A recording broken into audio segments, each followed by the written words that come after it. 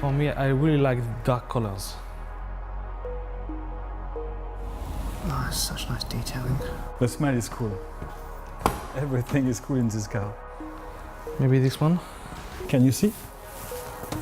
The logo, everything. The idea behind the Test Drive Unlimited one was quite simple, but make something very new in the genre of racing games. Usually in a racing game, it's select your car, select your circuits, 3, 2, 1, go. The idea was to play in a big, huge world, an open world with other players online.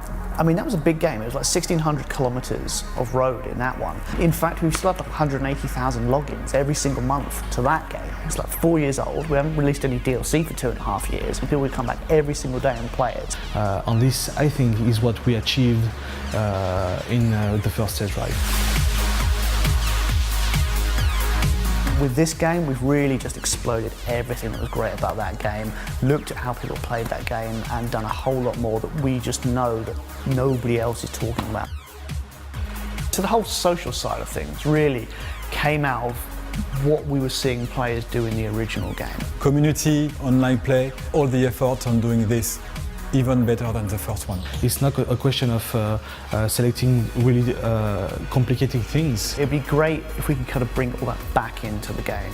It's about being immersed. Being able to live the life of somebody who can afford to buy these cars, who can afford to drive these cars. So it's everything around it as well. It's the houses, it's the yachts, it's the beautiful people, it's all the things you do with that lifestyle.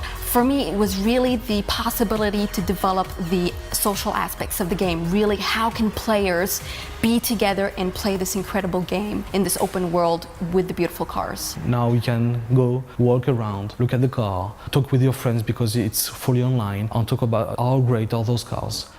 This is the same console that we have 6 years ago, so we have to make a bigger game. So what we have made, for example, is to add day and night cycles, it's to add weathers, real-time cast shadows, thing that makes the game even more realistic. And on top of that, you have the whole beautiful location, these beautiful islands of Ibiza and Oahu in Hawaii. When we were looking for a new area for the game, we wanted a real setting.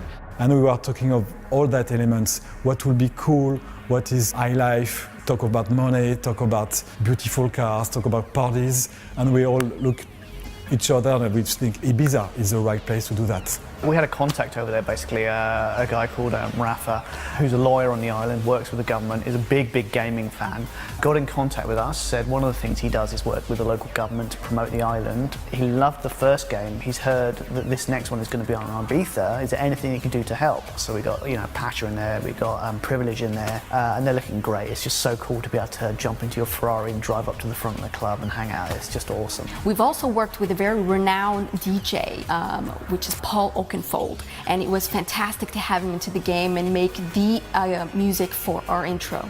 Making this game, on the journey of making this game, have been a tough and a really difficult one, but I think it was worth it. I remember that in the development of TDU1, many of the developers, when they were debugging the program, they start to play, they start to drive, and sometimes they spend 15 minutes just driving and asking what I was making, what I was searching for in the game. This is the magic of TDU. I feel excited.